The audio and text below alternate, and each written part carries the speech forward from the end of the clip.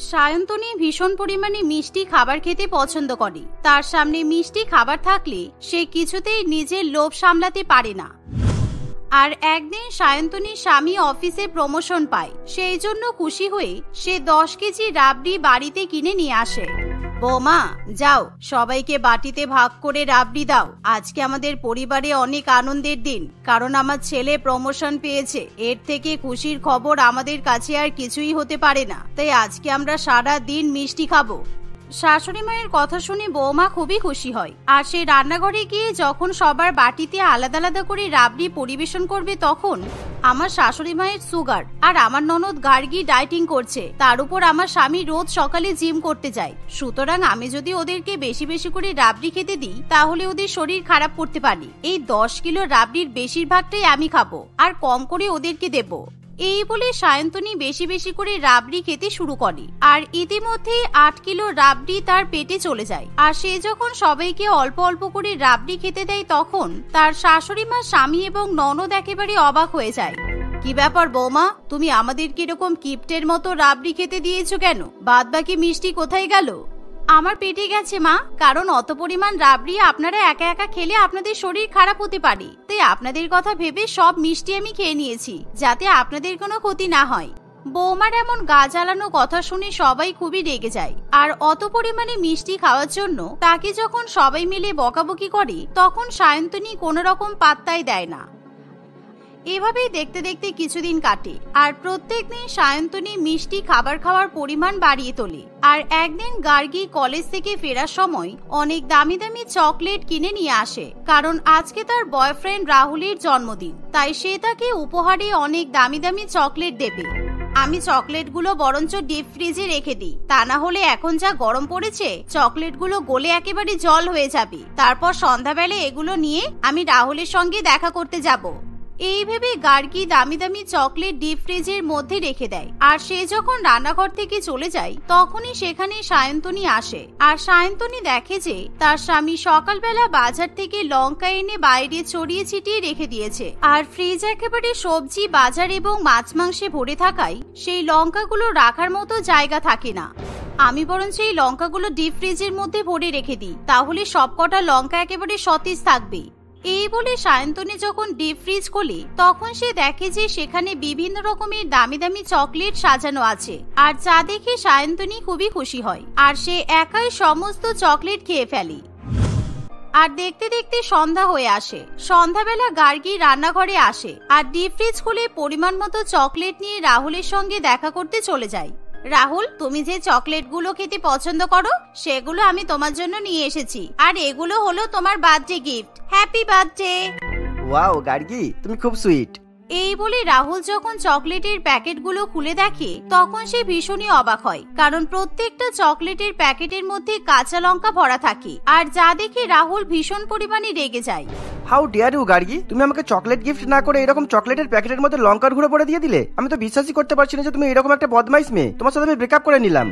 রাহুল সবকটা লঙ্কার প্যাকেট গার্গীর হাতে ধরিয়ে বাইক নিয়ে সেখান থেকে চলে যায়। আর যার ফলে গার্গী কাঁদতে কাঁদতে বাড়িতে ফিরে আসে। সে যখন বাড়িতে এসে নিজের মাকে সব ঘটনা জানায়, তখন তার মায়েরও খুব খারাপ লাগে, কারণ রাহুল এক অত্যন্ত বড়লোক পরিবারের ছেলে। তাই গার্গীর মা রাহুলের সঙ্গেই গার্গীর বিয়ে দেবে বলে ঠিক করে রাখে।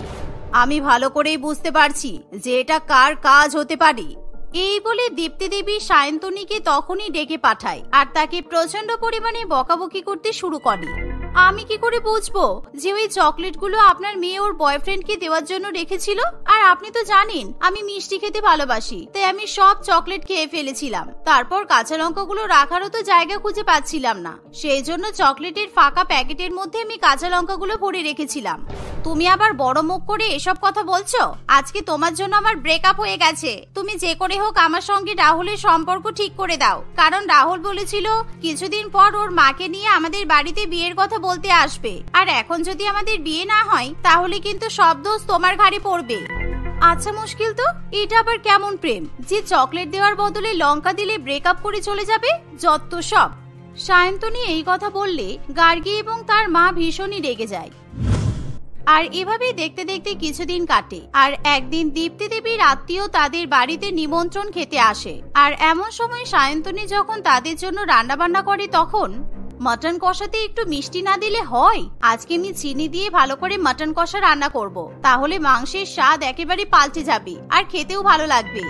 এই বলে সায়ন্তনী যখন মটনের মধ্যে চিনি দেবে তখন সে দেখে যে চিনি একেবারে শেষ হয়ে গেছে। আর এমন সময় সে মটনের মধ্যে কি মিষ্টি দেবে বুঝে উঠতে পারে না। আর তখনই সে ফ্রিজ খুলে দেখে যে ফ্রিজের মধ্যে এক বাটি রসগোল্লার রস পড়ে আছে। আর যা দেখে সায়ন্তনী তখনই সেই রসগোল্লার রস দিয়ে বেশি বেশি করে মটন কষা রান্না করতে শুরু করে।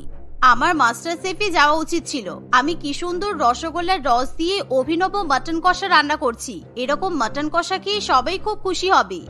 এভাবেই দেখতে দেখতে সায়ন্তনীর রান্না হয়ে গেলে সায়ন্তনী সবাইকে গরম গরম ভাত এবং মটন কষা পরিবেশন করে। আর দীপ্তি দেবীর আত্মীয় কৃষ্ণা দেবী ভীষণ পরিমাণে মটন খেতে পছন্দ করে, তাই এরকম নরম নরম মটন কষা দেখে সে কিছুতেই লোভ সামলে রাখতে পারে না। বৌমা, আমাকে মাত্র 4 পিস মটন দিয়েছো, আমাকে আরো 4 পিস মটন দাও, কারণ 8 পিস মটন না খেলে আমি স্বাদ বুঝতেই পারবো না। আর দেখে মনে হচ্ছে মটন কষাটা কিন্তু খেতে খুব ভালো হয়েছে।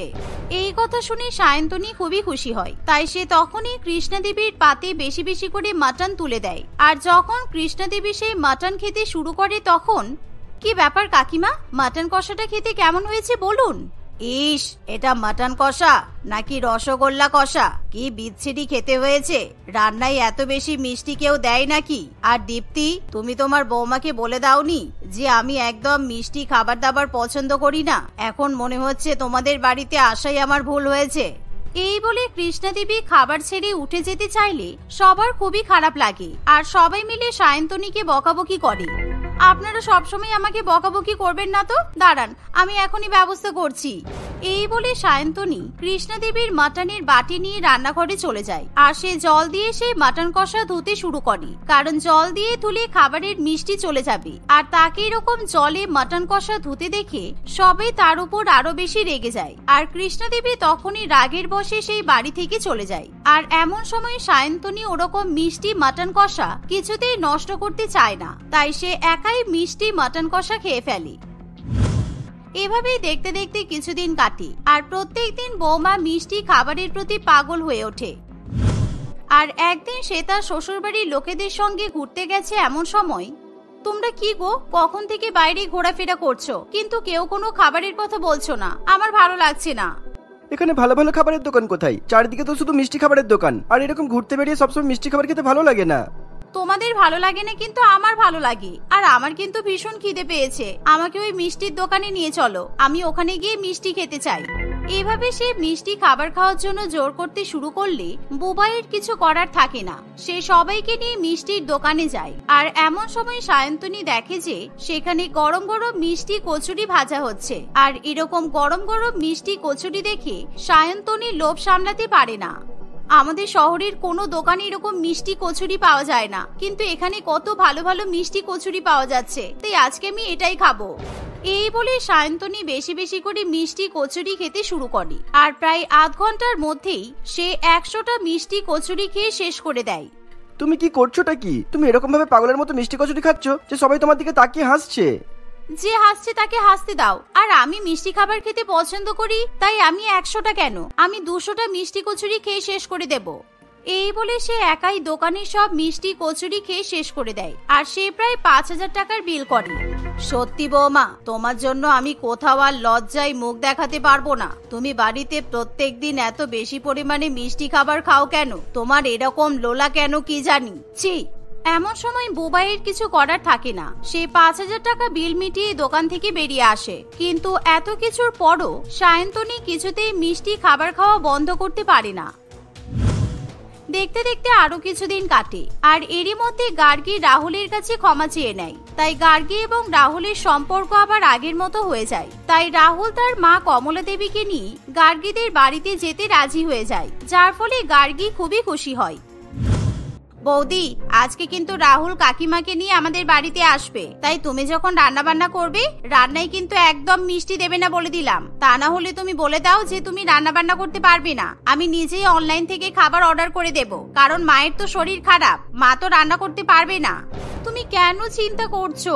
আমি তো বললাম সেই দিন আমার ভুল হয়েছিল, তাই আমি আজকে রান্না বান্নায় ভুলেও মিষ্টি দেব না। আর তুমি চিন্তা করো না, আমার জন্য তোমার বিয়ে ভেঙে যাবে না।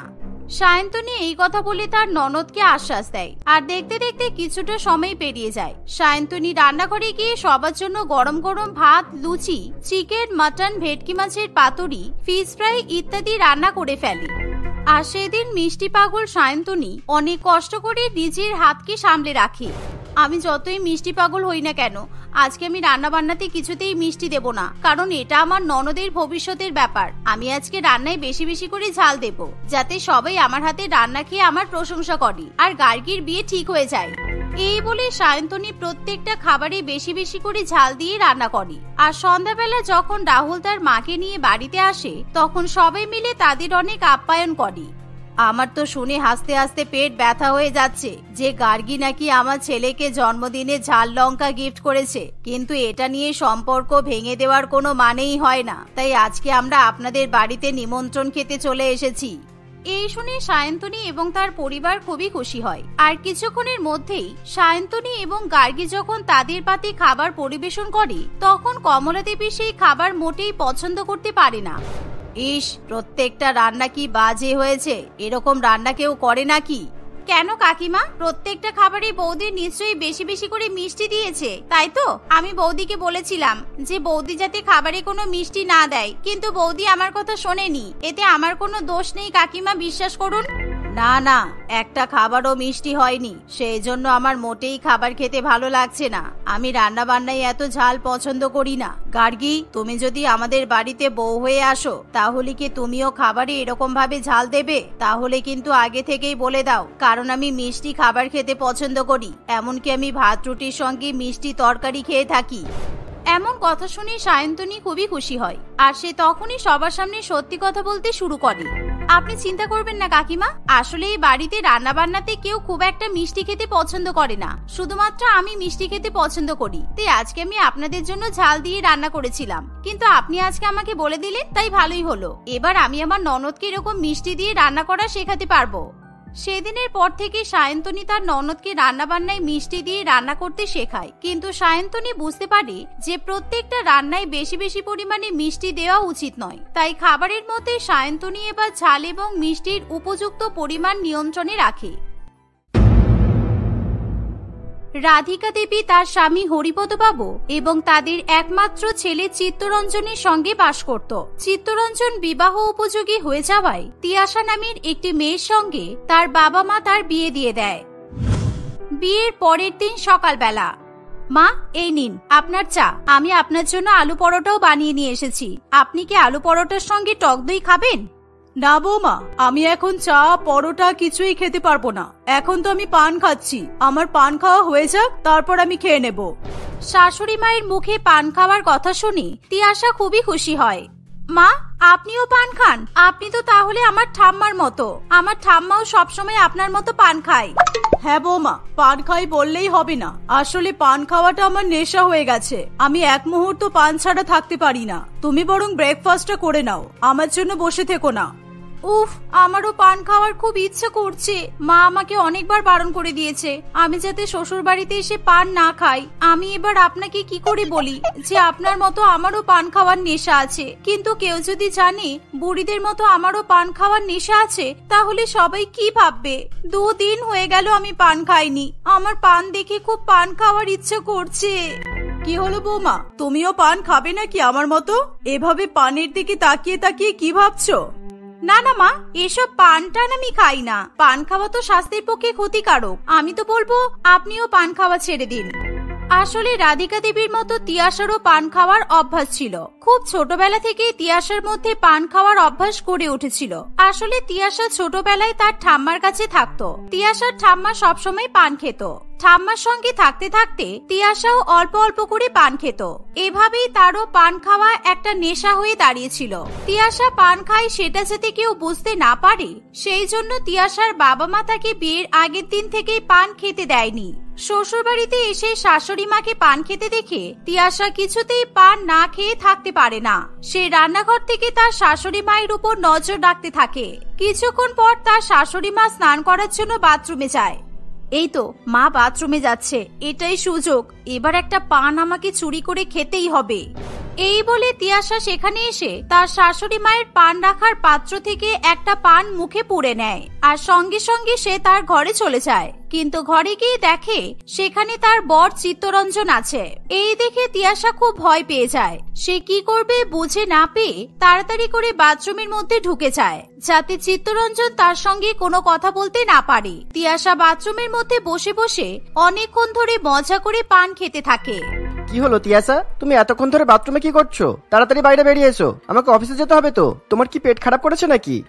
এই শুনে তিয়াশা খুব ভয় পেয়ে যায়। সে তার মুখের মধ্যে থাকা অবশিষ্ট পান ডাস্টবিনের মধ্যে ফেলে দিয়ে বাইরে বেরিয়ে আসে। ওরে বাবা, এতক্ষণ ধরে কেউ বাথরুমে কিভাবে থাকতে পারে? তোমার পেট খারাপ করেছে নিশ্চয়ই। না না, আমার পেট খারাপ করবে কেন? আসলে আমি তো স্কিন কেয়ার করছিলাম। সকালবেলা উঠে আমার স্কিন কেয়ার করার অভ্যাস আছে, তাই আমি সেটাই করছিলাম। এক মিনিট, তোমার ঠোঁটার জিভ এমন লাল হয়ে গেল কেন? তুমিও কি মায়ের মতো পান খেয়েছো নাকি? তিয়াশা এই শুনে খুবই ঘাবড়ে যায়। আসলে পান খাওয়ার জন্য সে এতটাই উত্তেজিত হয়ে পড়েছিল যে পান খাওয়ার পর তার ঠোঁট এবং জিভ লাল হয়ে যাবে এটা তার মাথাতেই ছিল না। আমি আবার বুড়িদের মতো পান খেতে যাব কেন? তোমার কি মাথা খারাপ হয়ে গেছে? আমি তো আইসক্রিম খেয়েছি। একটু আগে আমাদের এখানে একটা আইসক্রিম ওয়ালা এসেছিল, অরেঞ্জ ফ্লেভারের আইসক্রিম খেয়েছি তো সেই জন্য এরকম লাল লাল হয়ে গেছে ঠোঁটটা। আমার আইসক্রিম খেতে খুব ভালো লাগে জানো।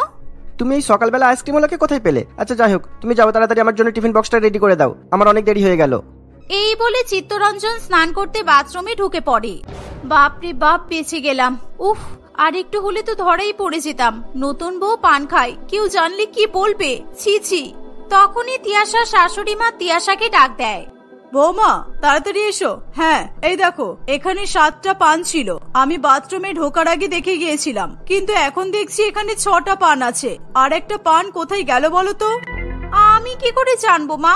এই বাড়িতে আপনি ছাড়া তো আর কেউ পান খায় না। আপনি হয়তো নিশ্চয়ই গুনতে ভুল করেছিলেন। আর আপনি কি সবসময় পান পান করছেন বলুন তো? অনেক দেরি হয়ে গেছে, এবার আপনি খাবারটা খেয়ে নিন। আমাকে বোকা বানাতে তুমি পারবে না বৌমা। তোমার ঠোঁট আর জিভ দেখে স্পষ্ট বোঝা যাচ্ছে আমার পান তুমিই খেয়েছো। আমি মানুষকে দেখেই বলে দেব কে পান খায় আর কে পান খায় না। আর তোমাকে দেখে বোঝাই যায় তুমিও আমার মতো পান খাও। যাক, এতদিন পর আমি তাহলে আমার পান খাওয়ার সঙ্গী কাউকে পেলাম। রাধিকা দেবী তার বৌমার উপর সন্দেহ করে তার উপর নজর রাখতে শুরু করে। তিয়াশা প্রত্যেক দিনই লুকিয়ে লুকিয়ে তার শাশুড়ি মায়ের পান চুরি করে খায়, কিন্তু রাধিকা দেবী হাতে হাতে তাকে ধরতে পারে না। তিয়াশা পান খাওয়ার পর খুব ভালো মতো ব্রাশ করে নেয় যাতে তাকে কেউ দেখে বুঝতেও না পারে সে পান খেয়েছে। বিয়ের আগে পান খেয়ে খেয়ে তিয়াশা তার দাঁত পুরোপুরি লাল করে ফেলেছিল, কিন্তু বিয়ের 2 দিন আগে তার বাবা তাকে ডেন্টিস্টের কাছে নিয়ে গিয়ে দাঁত পরিষ্কার করে নিয়ে এসেছিল, তাই তাকে দেখে সহজে কেউ ধরতে পারে না যে সে পান খায়। এরকম ভাবেই সময় কাটে। একদিন চিত্তরঞ্জন তিয়াশাকে বলে, তিয়াশা, 2 দিন আগে যে আমি তোমাকে একটা শার্ট কাচতে দিয়েছিলাম, সাদা রঙের শার্টটা, ওই শার্টটা দাও তো। আজকে আমার একটা ইম্পর্টেন্ট মিটিং আছে, ওই শার্টটা পরেই যাবো আজকে। হ্যাঁ, ওটা তো কেচে ধুয়ে পরিষ্কার করে রাখা আছে, দাঁড়াও আমি এখনই এনে দিচ্ছি। এই বলে তিয়াশা চিত্তরঞ্জনের সাদা শার্ট তাকে দিয়ে দেয়, কিন্তু চিত্তরঞ্জন ওই শার্টটা পরতে গিয়ে দেখতে পায় তাতে লাল রঙের কিছু একটা দাগ লেগে আছে।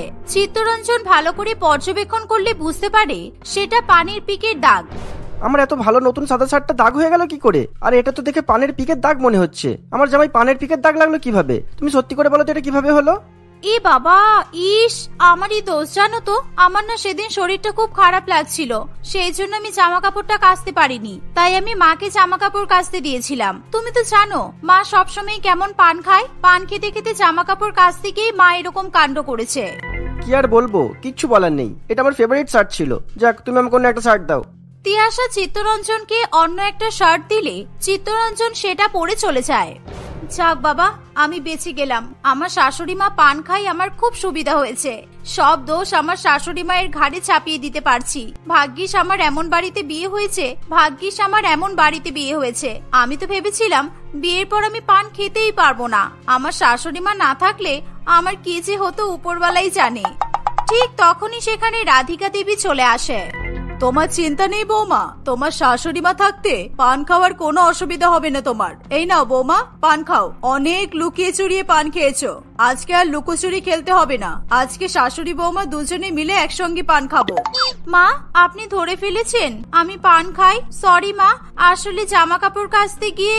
আমি ধরে ফেলেছি, আর তোমাকে এরকম লুকিয়ে লুকিয়ে পান খাওয়ার প্রয়োজন নেই। তোমাকে কেউ কিছু বলবে না, আমি আছি, তোমার কোনো ভয় নেই। দুজনে মিলে আমরা একসঙ্গে পান খাবো। শাশুড়ি মায়ের মুখে এমন কথা শুনে তিয়াশা খুবই খুশি হয়। সেদিন থেকে তিয়াশা তার শাশুড়ি মায়ের সঙ্গে পান খাওয়া শুরু করে দেয়। চিত্তরঞ্জন এবং তার বাবা মনে করে তিয়াশা তার শাশুড়ি মায়ের সঙ্গে থাকতে থাকতে পান খাওয়া শিখে ফেলেছে। এরকম ভাবেই সময় কাটতে থাকে।